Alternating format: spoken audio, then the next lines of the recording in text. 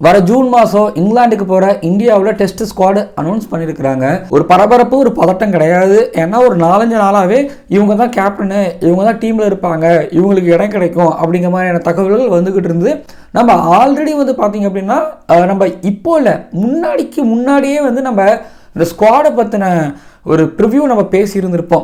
இவங்களுக்கெல்லாம் வாய்ப்பு இருக்குது, இவங்கெல்லாம் வந்து வரிசையில் இருக்கிறாங்க அப்படின்னு சொல்லியிருப்போம். நான் எப்பவுமே ஒரு டூர் ஆரம்பிக்கிறதுக்கு முன்னாடி, ஒரு ஸ்குவாடை ஆரம்பிக்கிறதுக்கு முன்னாடி நம்ம அப்போது ஸ்குவாடை பற்றி நம்ம டிஸ்கஸ் பண்ணுவோம்ல, நம்ம அப்போ பேசியிருந்தோம். நம்ம பேசினா நிறைய விஷயங்கள் இந்த ஸ்குவாடில் நடந்திருக்குது. அது என்னென்ன அப்படிங்கிறது அந்த வீடியோ பார்த்தவங்களுக்கு தெரியும். இந்த வீடியோவில் நான் கொஞ்சம் ஞாபகப்படுத்தவும் போகிறேன். இந்த வீடியோ உங்களுக்கு கண்டிப்பாக பிடிக்கும் நான் நம்புகிறேன். அண்டு யார் எதுக்கு உள்ளே வந்திருக்கிறாங்க அப்படின்னு கிளியர் கட்டாகவே செலக்டர்ஸ் சொல்லிட்டாங்க அஜித் அகர்கர் சைட்லேருந்து. நான் என் சைட்லேருந்து உங்களுக்கு கொஞ்சம் எக்ஸ்பிளைனும் பண்ண போகிறேன். நான் சில பல விஷயங்கள் பேசவும் போகிறேன். மறக்காமல் சப்ஸ்கிரைப் பண்ணிவிட்டு அண்ட் உங்களுக்கு கிரிக்கெட் ஃப்ரெண்ட்ஸ் இருப்பாங்க, அவங்களுக்கும் ஷேர் பண்ணி சப்ஸ்கிரைப் பண்ண சொல்லுங்கள். மற்றதெல்லாம் நம்ம வீடியோவில் பேச போகிறோம். ஓவருக்கு 6 பால் தான், ஆனால் நோ பால் போட்டால் 7 பால் போடு. ஐபிஎல் பப்பியா? லேடிஸ் அண்ட் ஜென்டில்மேன், இந்த India tour of England 2025 team இந்தியாவோட டெஸ்ட் ஸ்குவாட் அனாலிசிஸ் ரிவ்யூ பார்க்க வந்திருக்கிறீங்க.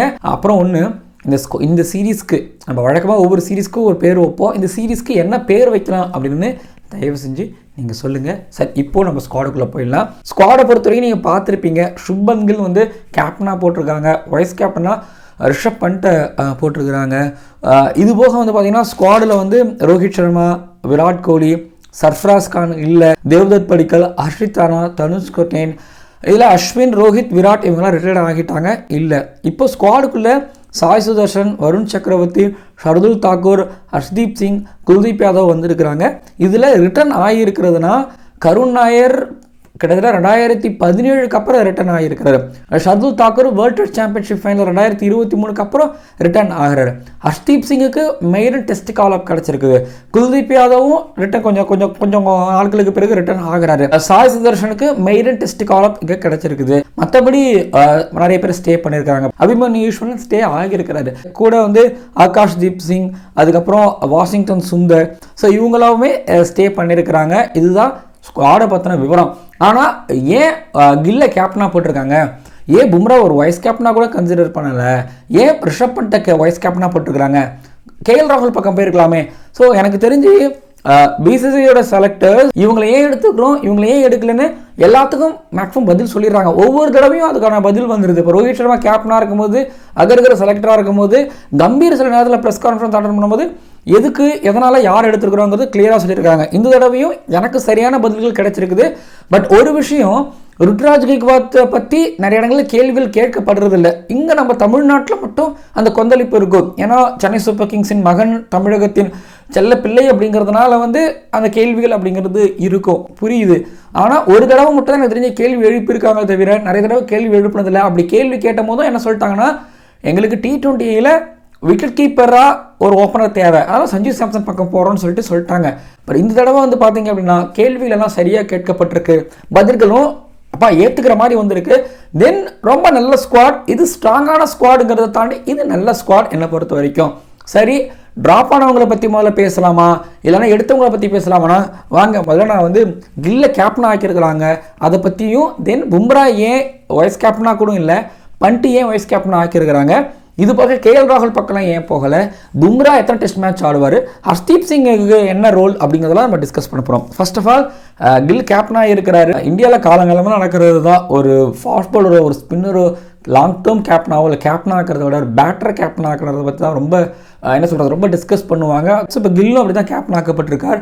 பட் ஓப்பனரை விட அந்த மிடில் ஆர்டர் பேட்டரை கேப்டன் ஆக்குறது வந்து ஸோ அவருக்கும் நல்லது, டீமுக்கும் நல்லது. ஏன்னா நமக்கு லாங் லாஸ்டிக் ஒரு கேப்டன் தானே தேவை நம்மளுக்கு. அதாவது ஓப்பனர் நீங்கள் கேப்டனாக போட்டிங்கன்னா ஆக்சுவலி திமுத் காரணத்தினேக்கெலாம் அந்த ஒரு ப்ரெஷர் அப்படிங்கிறது இருக்கும். பட் ஆனால் திமுத் காரணத்தினே ஸ்ரீலங்காவில் அதை சமாளித்து வந்தார். நிறைய பேர் இருக்காங்க, டக்குனு திமுத் காரணத்தினே மட்டும் தான் எனக்கு கண்ணில் வந்து போனார். சரி, ஓகே. சுப்மன் கில் பொறுத்த வரைக்கும் என்ன சொல்லியிருந்தாங்கன்னா, ட்ரெஸ்ஸிங் ரூமில் அவங்களோட டீம்மேட்ஸ் கிட்ட இருந்து நல்ல கமெண்ட்ஸ் வந்தது சுப்மன் கில்லை பற்றி.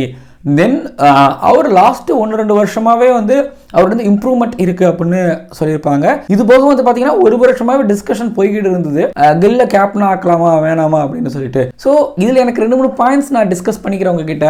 1 வருஷமா 2 வருஷமா இம்ப்ரூவ்மெண்ட் அப்படிங்கிறது வந்து இன்கன்சிஸ்டண்ட்டாக இருக்குது. லாஸ்ட் 1 வருஷமா 2 வருஷமா ஹோம் அண்ட் அவேனு இன்கன்சிஸ்டண்டாக தான் இருக்குது. ஹோம்லேயுமே வந்து செகண்ட் இன்னிங்ஸில் மேக்ஸிமம் 100 அடிப்பார். ஸோ ஞாபகம் இருக்குது, இங்கிலாந்து சீரீஸ்லாம் ஞாபகம் இருக்குது.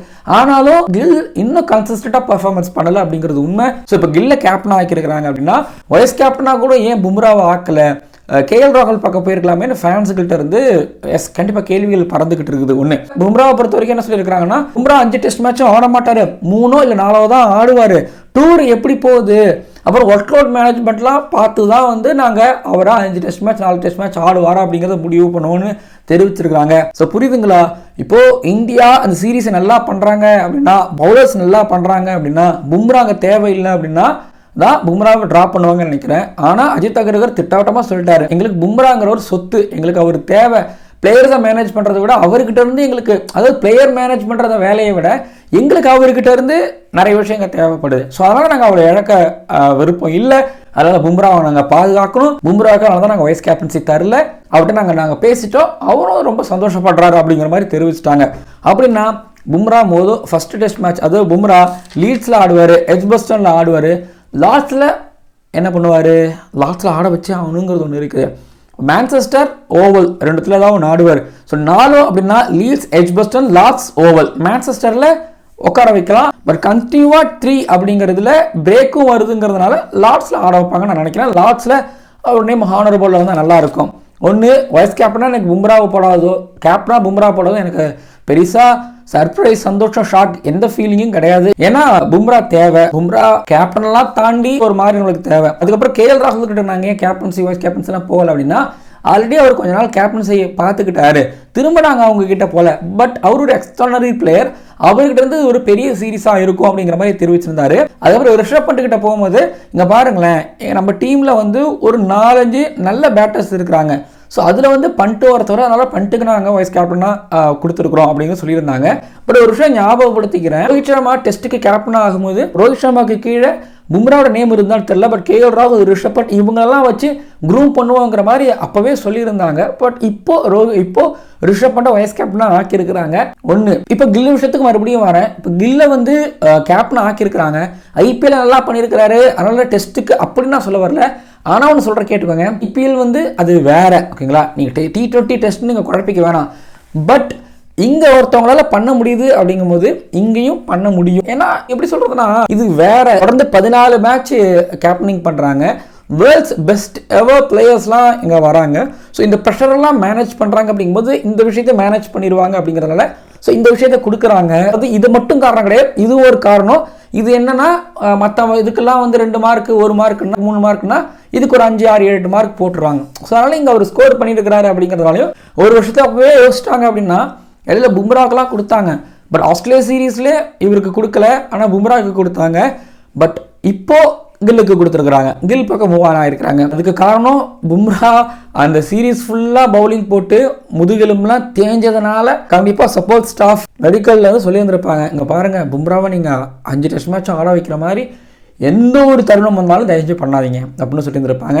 இப்போ ஒன்றும் இல்லை, இங்கிலாந்தில் இந்தியா வந்து லாஸ்ட் டெஸ்ட் மேட்ச், அதாவது முதல் நாளில் ஆடிட்டாரு, அடுத்து ஒன்று பிரேக் கொடுக்கணும் அப்படின்னா கொடுத்து தான் ஆகணும். அந்த டெஸ்ட் மேட்சை வின் பண்ணுறாங்களோ இல்லையோ, அது எப்பேற்பட்ட முக்கியமான மேட்ச் சரி தான், கன்சிஸ்டண்ட்டாக அவர் ஆட வைக்க வேணாம் டெஸ்ட்டில் அப்படிங்கிறது தான் என்னோட ரெக்வஸ்ட்டும் கூட.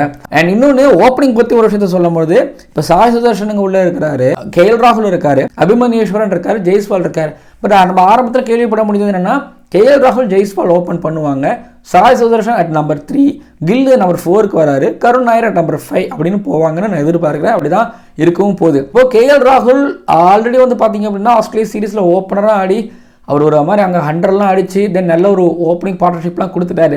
அப்புறம் இங்கிலாந்துலேயுமே 100 அடித்தார், எல்லா பொசிஷன் எல்லாம் பண்ணிட்டாரு. அப்போ அவர் ஓப்பன் பண்ணிக்கலாம். அபிமன்யேஸ்வரன் பேக்கப்பாக வச்சிருக்கிறாங்க, சாய் சுதர்ஷன் அட் நம்பர் 3, நம்ம என்ன சொன்ன கில் நம்பர் 4. அந்த நம்பர் 4ங்கிற பொசிஷன் சச்சின் டெண்டுல்கர், விராட் கோலி இவங்கெல்லாம் ஆன பொசிஷனில் இப்போ சுப்மன் கில் வந்திருக்கிறாரு. சூப்பர் ஸ்டார்ஸ் ஆன ஒரு பொசிஷன் இப்போ அப்படியே அவருக்கு போகுது. காடு, கிங்கு, பிரின்ஸ் கிட்ட போயிருக்கு. கருண் நாயரை நான் ஒரு 5ல் தான் ஆட வைப்பான்னு எக்ஸ்பெக்ட் பண்ணுறேன். கருண் நாயருக்கு பேக்கப்பாக ஒரு சர்ஃபாஸ் கான் பக்கம் போயிருக்கலாமோ அப்படின்னு நீங்கள் யோசிக்கலாம். ஆனால் அபிமன்யேஸ்வரன் யோசிச்சிருக்காங்கும்போது ஓப்பனர்களுக்கு தான் இங்கே பேக்கப் அப்படிங்கிறது தேவைன்னு எனக்கு பர்டிகுலராக தோணுது. ஸோ அதனால் அபிமன்யேஸ்வரனை பிக் பண்ணது கரெக்டு தான். சர்ஃப்ராஸ் பற்றி என்ன சொன்னாங்க செலக்டர்ஸ் அப்படின்னா, எங்களுக்கு தெரியுது ஃபர்ஸ்ட் மேட்ச்சில் 100 அடித்தாரு, ஆனால் அதுக்கப்புறம் ரன்ஸ் இல்லை, ஆனால் இங்கே இடம் இல்லை, தென் டீம் மேனேஜ்மெண்ட் எடுக்கிற முடிவு கொஞ்சம் முக்கியம் அப்படிங்கிற மாதிரி தெரிவிச்சிருந்தாரு. தென் கருணாகர் ஏன் பிக் பண்ணோம் அப்படின்னா டொமஸ்டிக்கில் ரொம்ப நல்லா ரன் அடிச்சு வந்துட்டு இருக்காரு, ரொம்ப நல்லா பண்ணிட்டு வந்துட்டு இருக்கிறாரு. ஒன்று கவுண்டியில் அவர் வந்து சரியாக ஆடி இருக்கிறாருங்கிறதும். ஸோ விராட் கோலி நம்மளுக்கு இல்லை, விராட் கோலி இல்லாதனால நம்மளுக்கு அந்த இடத்துல எக்ஸ்பீரியன்ஸ்டான ஒரு பேட்டருங்கிறது தேவை. ஸோ இவர் கொஞ்சம் ஹெல்ப்ஃபுல்லாக இருப்பார். அதான் சொன்ன மாதிரி யூகேல ஆடி இருக்காருங்கிறதுனால ஸோ கருணாகரை பிக் பண்ணியிருக்கிறோங்கிற மாதிரி சொல்லியிருந்தாங்க. பட் எனிவேஸ் கருணாகர் வந்து எனக்கு கிரிக்கெட்டே இன்னொரு வாய்ப்பு கொடு அப்படின்னு ஒரு ட்வீட் போட்டிருந்தாரு. அந்த ட்வீட்டுக்கு அவருக்கு வந்து என்னென்னலாம் வாய்ப்பு கொடுத்துச்சு பாருங்கள். கவுண்டி ஆனார், ஐபிஎல்ல அவருக்கு பெரிய ஒரு வரவேற்பு கிடைச்சது. இப்போது 2017 அப்புறம் டெஸ்ட் ஸ்குவாடில் கருணாகரோட பேர். இங்கே எல்லாருமே வந்து ஒன்று சொல்லிக்கிறேன் கேளுங்களேன். நம்ம சரியாக பண்ணோம் அப்படின்னா இப்போ செலக்டர்ஸ் இருக்காங்க, அவங்களுக்கு இந்த பொசிஷனில் ஆடுறதுக்கு இந்த பிளேயர் வேணும், அவர் ஃபிட்டாக வரணும், தைரியமாக எடுத்துருவாங்க, யோசிக்கவே மாட்டாங்க. கேம் மெரிட்டில் இருந்தால் எடுத்துருவாங்க. கிளாஸாக ஆடுறேன், பார்ஷாக ஆடுறேன், அது மேட்ரு கிடையாது.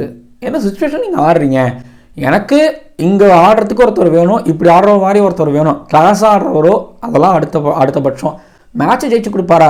ஸோ கருணாகரை பிக் பண்ணியிருக்கிறாங்க. சரி, செலக்டர்ஸோட சாய்ஸ். ஸோ கருணாகர் வந்ததில் நீங்கள் சந்தோஷப்படுறீங்களா? எனக்கு ரொம்ப பெரிய ஒரு சந்தோஷம். கிட்டத்தட்ட இதுதான் கிரிக்கெட், ஓகேங்களா? நீங்கள் நல்லா விளையாண்டிங்க அப்படின்னா ஆப்பர்ச்சுனிட்டிஸ் உங்களை தேடி வரும், நம்ம தேடி போக தேவையில்லை.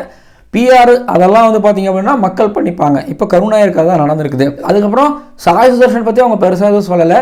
ஆனால் சுப்மன் கில்லும் கௌதம் கம்பீரும், அதாவது கோச்சும் கேப்டனும் அங்கே போனதுக்கப்புறம் டிசைட் பண்ணிப்பாங்க அப்படிங்கிற மாதிரி தெரிவிச்சிருக்கிறாங்க. இது கடையில் வந்து பார்த்தீங்க அப்படின்னா சாய் சுதர்ஷன் வந்து அங்கே ஒரு ப்ராக்டிஸ் மேட்ச்லாம் ஆட போவார்னு நினைக்கிறேன், நாட் ராங், அதை சொல்லியிருக்கிறாங்க. அங்கே போய் ஆட முடிஞ்சு பண்ணால் ஓகே ஹாப்பி. பட் ஆனால் பெர்மனெண்ட்டாக நம்பர் 3 அவர் ஆட வைப்பாங்க அப்படிங்கிறதுல எந்த விதமான சந்தேகமும் கிடையாது. எங்கே போனாலும் அதை சொல்கிறாங்க. அங்கே கவுண்டிலையும் வந்து பார்த்தீங்க அப்படின்னா அங்கே 100 அடிச்சிருக்கிறாரு. இந்தியா ஏக்காக வந்து ஆஸ்திரேலியாவும் 100 அடிச்சிருக்காரு, ரஞ்சி ட்ரோஃபியில் அடிச்சிருக்காரு, துலீப் ட்ரோஃபியில் அடிச்சிருக்காரு. இதெல்லாம் ஒரு பக்கம். பட் ஓவர்சீஸில் அவர்கிட்ட ரன்ஸ் வந்துருக்கு. சவுத் ஆஃப்ரிக்கா ஏக்கு அகேன்ஸ்டாக ரன்ஸ் அடித்தாரா, பிரதோஷ் ரஞ்சன் பவுல் அடித்தார், இவர் அடித்த மாதிரி எனக்கு ஓரளவு ஞாபகம் இருக்குது. ஸோ எடுத்துக்கிட்டிங்க அப்படின்னா சாய் சுதர்ஷன் டிசர்வ்டு. அது T20 டெபியூ பண்ணிட்டாரு, ஓடிஐ டெபியூ பண்ணிட்டாரு. இப்போ டெஸ்ட் மெய்டன் காலப் ஃபஸ்ட்டு மேட்ச்சு லீட்ஸில் ஆடுவாருங்கிறதுல எந்த விதமான சந்தேகமும் கிடையாது சாய் சுதர்ஷன் பொறுத்த வரைக்கும். அதுக்கப்புறம் ஸ்ரேயாஸ் ஐயரை பற்றி சொல்லியிருந்தாங்க. இங்கே பாருங்கள், ஸ்ரேயாஸ் ஐயர் வந்து நல்ல ஒரு ஓடிஐ பிளேயரு, அவர் டொமஸ்டிக்கில் வந்து நல்லா ஆடி இருக்கிறாரு. ஆனால் டெஸ்ட்டில் அவருக்கு இடம் இல்லை அப்படிங்கிறதையும் அவங்க தெரிவிச்சிருக்கிறாங்க. ஹர்ஷ்தீப் சிங் உள்ள ஒரு கதவு மூடுபடுது, ஒரு கதவு திறக்குது ஒருத்தவருக்கு. இப்போ ஷமி இல்லைன்னா ஷமி எனக்கு தெரிஞ்சு இல்லைங்க. நீங்கள் ஐபிஎல் பார்த்தாலே உங்களுக்கு தெரிஞ்சிருக்கும், சாம்பியன்ஸ் ட்ரோஃபி பார்த்தாலே உங்களுக்கு நல்லாவே தெரிஞ்சிருக்கும். ஆஃப்டர் இன்ஜுரிக்கு அப்புறம் ஷமி கிட்ட இருந்து நல்ல ஸ்பெல் வந்திருக்கு, நல்லா போட்டிருக்காரு, நியூ பால் நல்லா போட்டிருக்காரு அப்படின்னா இல்லவே இல்லை. ஷமி கிட்ட இருந்து நல்ல ஸ்பெல்லோ நல்ல ஒரு பர்ஃபார்மன்ஸோ பார்க்க முடியல. தென் ஒயிட் பால் வேறு, ரைட்டு புரியுது. பட் அந்த 4 ஓவர் இல்லை 2 ஓவர் போட்டு முடிக்கிறதுக்குள்ளே அவர் ஒரு மாதிரி டயர்டாகிறாரு. ஸோ இப்போது டாக்டர்ஸும் அங்கே என்ன சொல்லியிருக்கிறாங்கன்னா அவர் இப்போதைக்கு ஆட வைக்காதீங்க அப்படிங்கிற மாதிரி தான் சொல்லியிருக்கிறாங்க. அப்புறம் அகர்கர் என்ன சொல்லியிருக்கிறாருன்னா இப்போ அவர் ஃபிட்டாக வர நாங்கள் வெயிட் பண்ணிட்டு இருக்கிறத விட நாங்கள் இங்கே யாராவது ஃபிட்டாக அவைலபிளாக இருக்கிறவங்கள நாங்கள் ஆட வச்சுக்கிறோம் அப்படிங்கிற மாதிரியே வந்து தெரிவிச்சிருந்தார் அகர்கர் அவர்கள். என்ன பொறுத்தவரைக்கும் ரொம்ப சரியான ஒரு முடிவு முகமது ஷமியை வந்து எடுக்காதது. ட்ராப்டா அப்படிலாம் தெரியல, பட் ஆனால் எடுக்கலை. இன்னொரு பக்கம் ஹர்ஷ்தீப் சிங் எடுத்துக்கிட்டிங்க அப்படின்னா ஃபஸ்ட்டு சொல்லுவோம், அவர் கென்ட்டுக்காக கவுண்டி ஆடி இருக்கிறாரு, ரெகுலராக வந்து பார்த்தீங்கன்னா டொமஸ்டிக் கிரிக்கெட் ஆடிட்டு இருக்காரு. ஏன் 2024 ரஞ்சி சீசன்லேயும் அவர் ஆனார். ஒன்று கவனிச்சுக்கோங்க, இதுதான் அகர்கரும் சொன்னார், அவர் கவுண்டிக்கு போய் ஆடுறாரு, ரெகுலராக வந்து டொமஸ்டிக் கிரிக்கெட் வந்து ஆடுறாரு. ஸோ ஹர்ஷ்தீப் சிங்கை நீங்கள் எங்கேயுமே இல்லைப்பா நீ ஆட மாட்டேறப்பா, இஷான் கிஷனுக்கோ ஸ்ரேயாஸ் ஐயருக்கும் நடந்த மாதிரிலாம் ஹர்ஷ்தீப் சிங் இங்கே நடக்கவே நடக்காது. நான் பார்க்குறேன், ரெகுலராக பார்க்குறேன், விஜயசாரி ஆடுவார், சாயித் முஸ்டாக் ட்ரோஃபி ஆடுவார், ரஞ்சி ட்ரோஃபி ஆடுவார், கவுண்டி ஆடிட்டு இருப்பார், இந்தியாவுக்கு ஆடிட்டு இருப்பார். ரெகுலராக வந்து பார்த்தீங்க அப்படின்னா ஹர்ஷ்தீப் சிங் அந்த கேமரா முன்னாடி கிரிக்கெட்டில் எப்பவுமே இருந்துக்கிட்டு இருப்பார். ப்ளஸ் இது சொன்னார் அகர்கர், எஸ் எனக்கும் அதே பாயிண்ட்ஸ் தான், நல்லா ஹைட்டு, நியூ பால் நல்லா ஸ்விங் பண்ணுவார், அவர் சொன்னார் கவுண்டி ஆடிட்டு இருக்கிறாரு. ஸோ அப்படிங்கிறதுனால வந்து கொஞ்சம் ரெட் பால் நல்லா போடுவாருங்கிற மாதிரியோ எங்களுக்கு கொஞ்சம் வெரைட்டி தேவைப்படுது அப்படின்னு சொல்லியிருந்தாரு. இப்போ ஜஸ்பிரீத் பும்ரா இன் ஸ்விங் அவுட் ஸ்விங், சிராஜ் கொஞ்சம் ஆங்கிளில் கிரியேட் பண்ணுவார், பிரசித் கிருஷ்ணாவுக்கும் ஸ்விங் பவுன்ஸ் கிடைக்கும். பட் ஆகாஷ்தீப் அவர் கொஞ்சம் ஸ்விங் பண்ணுவார் அண்ட் சீம் ஸ்ட்ரைட்டாக போகும். ஹர்ஷ்தீப் சிங் தான் காற்றுல கொஞ்சம் மிதக்க விடுற ஒரு ஃபாஸ்ட் பவுலர். ஸோ அப்படிங்கும்போது வெரைட்டி இங்கே கிடைக்கும் அப்படின்னு ஹர்ஷ்தீப் சிங் பற்றி சொல்லியிருக்கிறாங்கன்னா அப்போ என்ன பிளானுக்கு போவாங்க? பும்ரா இருந்தால் ஹர்ஷ்தீப் சிங் இருக்க மாட்டா, ஹர்ஷ்தீப் சிங் தான் பும்ரா இருக்க மாட்டாரா? இதுவும் வாய்ப்பு இருக்குது. ஏன்னா இவருக்கு இன்ஜுரி ஆகிடக்கூடாது, இவருக்கு ஆர்ம் ஸ்பீட் பிரச்சனை அப்படிங்கிறது இருக்குது. ஸோ ஹர்ஷ்தீப் சிங் எடுத்தது நல்ல சாய்ஸ் தான். இதுக்கடையில் வந்து ஷமியை தாண்டி ஒரு முகேஷ் குமார் இதில் இல்லை அப்படின்லாம் கேட்பாங்க. பட் ஆனால் யோசிச்சு பாருங்க, முகேஷ் குமார் இல்லை, ஒரு ஹர்ஷித் ராணா இல்லை. ஸோ இப்படின்னு வந்து பார்த்தீங்க அப்படின்னா வெரைட்டி பக்கம் போயிருக்கிறாங்க. கொஞ்சம் என்ன சொல்கிறது, எனக்கு ஸ்விங் பண்ணுற ஒரு பவுலர் வேணும்னு போயிருக்கிறாங்க. லெஃப்ட் ஆஃப் ஃபாஸ்ட் தாண்டி ஸ்விங் பண்ணுற ஒரு பவுலர்னு போயிருக்கிறாங்க. ஸோ ஹர்ஷ்தீப் சிங் எடுத்ததும் இங்கே ஒரு நல்ல முடிவாக தான் நான் பார்க்குறேன். குல்தீப் யாதவ் உள்ள வந்து இருக்கிறாரு, அக்ஷர் பட்டேல் இல்லாமல். அக்ஷர் பட்டேல் ஒயிட் பாலுக்குன்னு அவர் அதுக்கப்புறம் முடிவு பண்ணிட்டாங்கன்னு நினைக்கிறேன். குல்தீப் யாதவ் வந்து 3 ஃபார்மேட்டும் ஆடுவார் போல். ஆமாம், அவருக்கு எல்லா தகுதியும் இருக்குது. இப்போ டெஸ்ட்டில் இங்கே வந்து பார்த்தீங்க அப்படின்னா ஆட வைப்பாங்களான்னு ஞாபகம் இருக்குது. 2017 ஒரு பர்கர் கவஸ்கர் ட்ரோஃபியில் ஆடினாரா, அப்போது தரம்சாலாவில் 5 எடுத்தாரா. திரும்பி 2018 இந்தியா இங்கிலாந்துக்கு போவாங்களா கோலி கேப்டன்சியில், அப்போது குல்தீப் யாதவ் ஆட வைப்பாங்களா. நல்லா டேர்ன் பண்ணுறாரு, ஃப்ளைட் பண்ணுறாரு. இப்போ ஒருவேளை அஸ்வினுக்கு பதிலாக அவர் போவாங்களா, இல்லை அஸ்வினும் குல்தீப் யாதவ் ஆடுவாங்களா, இல்லை ஜடேஜா குல்தீப் யாதவ் ஆடுவாங்கன்னு அப்போ ஒரு மாதிரி எதிர்பார்ப்பு இருந்துச்சு. ஆனால் செகண்ட் டெஸ்ட் மேட்ச் கொண்டு வந்தாங்க, மழைன்னு நினைக்கிறேன் லாஸ்ட்டில். ஆனால் அவர் அந்த மேட்ச்சில் எடுத்துகிட்டு போனது ரொம்ப தப்பு, மழை வந்துருச்சு. பட் இப்போது திரும்ப இங்கிலாந்துக்கு குல்தீப் யாதவ் எடுத்துகிட்டு போய் இங்கிலாண்டெல்லாம் ஆட வைப்பாங்களா. ஸோ 11ஸில் ஆல்மோஸ்ட் உங்களுக்கு பார்த்தீங்கன்னா ஃபுல்லாக இருக்கும். இப்போ 11ஸ் எடுத்துக்கிட்டிங்கன்னா உங்களுக்கு ஆல்மோஸ்ட் ஃபுல்லாக இருக்குது. இப்போ KL ராகுல், ஜெய்ஸ்வால், சாய் சுதர்ஷன், கில்லு, கருண் நாயர், பண்ட்டு, அப்புறம் ஜடேஜா, அப்புறம் அந்த 8வது பொசிஷனில் நிதிஷ்குமார் ரெட்டியில் ஷர்துல் தாக்கர் வருவாங்க. 9ல் இன்கேஸ் பும்ரா, 10ல் சிராஜ், 11ல் பிரசித் கிருஷ்ணா, ராஜ்தீப் சிங், இல்லை 9வது பொசிஷனில் பும்ரா, ராஜ்தீப் சிங், 10வது பொசிஷனில் சிராஜ், அப்புறம் பிரசித் கிருஷ்ணாவா இல்லை ஆகாஷ் தீப்பா அப்படின்னு முடிவு பண்ணுவாங்களான்னு எனக்கு தோணுது. பொறுத்திருந்து பார்க்கலாம். இதில் இன்னொன்று சொல்லிக்கிறேன், 2 ஸ்பின்னரோட ஆட மாட்டாங்கன்னு எக்ஸ்பெக்ட் பண்ணுறேன். 4 ஃபாஸ்ட் பவுலரோட போகிறதுக்கும் வாய்ப்பு இருக்குது அப்படின்னு நினைக்கிறேன். அப்புறம் நிதிஷ்குமார் ரெட்டி, ஷர்துல் தாக்கூர், இவங்க 2 பேரில் யார் ஆடுவாங்க. நிதிஷ்குமார் ரெட்டி முதல்ல எடுத்துகிட்டு போவாங்க நான் நினைக்கிறேன். பட் நீங்கள் ஒன்று யோசிச்சு பாருங்க, ஜடேஜா 7வது பொசிஷனில் வராரு அப்படின்னா இங்கே 3 ஃபாஸ்ட் பவுலர் தென் ஒரு ஸ்பின்னர் இருக்காங்கும் போது நிதிஷ்குமார் ரெட்டி வந்து எப்படி பார்க்குறாங்கன்னா ஒரு பேட்டிங் ஆல்ரவுண்டராகவும் ஷர்துல் தாக்கூர் ஒரு பவுலிங் ஆல்ரவுண்டராகவும் பார்க்குறாங்க. ஷர்துல் தாக்கூர் டொமஸ்டிக்கில் போய் நல்ல கிரிக்கெட் ஆடிட்டு வந்தார். தென் அவர் ஓவர்சீஸில் நல்ல கிரிக்கெட் ஆடி இருக்காரு. இப்போ ஆஸ்திரேலியா, இங்கிலாந்துலாம் எடுத்துக்கிட்டீங்கன்னா இப்போ ஆக்சுவலி ஓவர்சீஸில் நல்லா விளையாடுறதுனால தான் பண்ட் இவ்வளோ நாள் சர்வை பண்ணுறாங்க. அப்போது ஷர்துல் தாக்கூர் இன்ஜுரி ஆனதுனால தான் போன தடவை அவர் ரஞ்சி ட்ரோஃபியில் ஆட வச்சுட்டு ஆஸ்திரேலியாவுக்கு நிதிஷ்குமார் ரெட்டியை கூப்பிட்டு போனாங்க. ஸோ இப்போ எடுத்துக்கிட்டிங்க அப்படின்னா ஷர்துல் தாக்கூரா நிதிஷ்குமார் ரெட்டினா எடுத்துகிட்டு நிதிஷ்குமார் ரெட்டியை ஆட வைக்கிறது யோசிப்பாங்களோன்னு எனக்கு தோணுது. பட் நான் ஷர்துல் தாக்கூர் கூட நான் போவேன். ஏன்னா ஷர்துல் தாக்கூர் எனக்கு தெரியல, நிதிஷ்குமார் ரெட்டி வந்து டொமஸ்டிக் நல்லா பவுலிங் போட்டிருந்தாரு. பட் இங்கே இன்டர்நேஷனல் கிரிக்கெட் வரும்போது அங்கே தான் 100 அடித்தார். ஷர்துல் தாக்கூர் அப்படி கிடையாது.